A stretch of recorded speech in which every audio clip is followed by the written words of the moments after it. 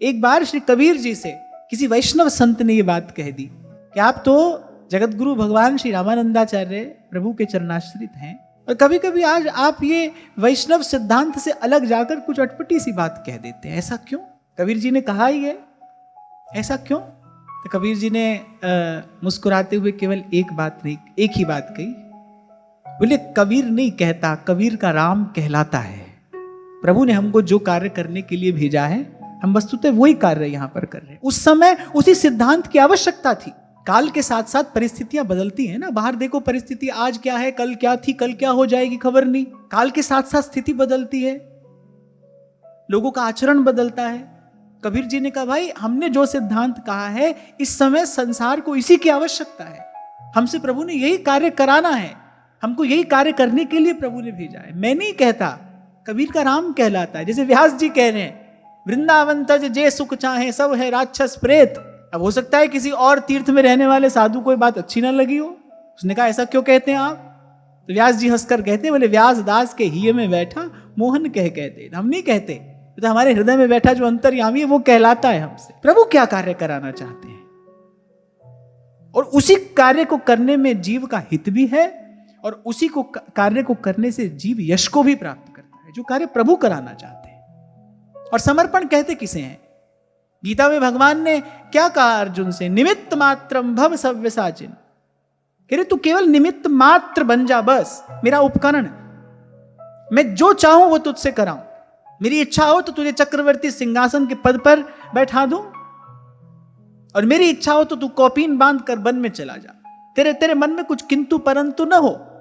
जैसे कोई वाद्य यंत्र होता है, बजाने वाला जो राग, जो स्वर उस पर छेड़े वो वही उत्तर तो देता है। उसकी अपनी कोई इच्छा नहीं है, उसकी अपनी कोई चेष्टा नहीं है, और तभी संगीत प्रकट होता है, तभी सुमधुर संगीत प्रकट होता है। नहीं तो कोलाहल हो जाए, बजाने वाला कुछ बजाए, बजने वाला कुछ और बजे, तो फिर वो संगीत कैसे प्रगटेगा? उसमें माधुर्य कहां से आएगा? फिर तो वो शोर हो जाएगा, कानों को अच्छा नहीं लगेगा। ऐसे जीवन शोर हो जाता है जब प्रभु की इच्छा कुछ और है और जीव अपनी कुछ और इच्छा लेकर बैठ जाता है।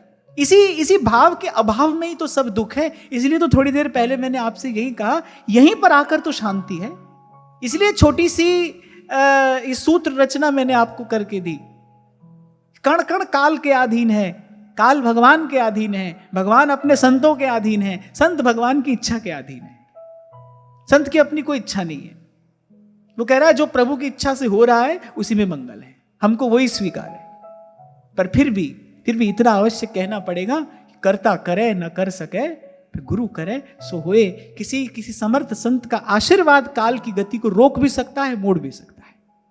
ऐसा तो भगवत कृपा से मैंने अपने जीवन में अनुभव किया है। उसी अनुभव के आधार पर मैं आपसे कह रहा हूं, गुरु का शब्द न मेटे कोई, कह नानक हरि सोई। गुरु का शब्द न मेटे कोई। इसीलिए महाराज युधिष्ठिर आए थे, और पितामह भीष्म ने कहा कि इस प्रकार की व्यर्थ की चिंता का कोई भी कारण नहीं है। जो भी हुआ वो प्रभु की इच्छा से हुआ। आपने जो किया वो भगवान की इच्छा के अधीन रहकर किया, प्रभु की आज्ञा का पालन करने के लिए किया। इसलिए अब बिल्कुल निश्चिंत होकर प्रजा का पालन करिए। इस समय आपका कर्तव्य यही है। जब भगवान चाहते हैं कि आप इस सिंहासन पर बैठे और प्रजा पालन करें, फिर आपके लिए यही यज्ञ है, यही पूजा, यही आराधना, यही सब कुछ, यही आपका कार्य है, आप यही करें। इसलिए तो अभी आपसे मैंने कहा, भाई जिसका काम उसी को साजे, भगवान का काम भगवान को करने दो।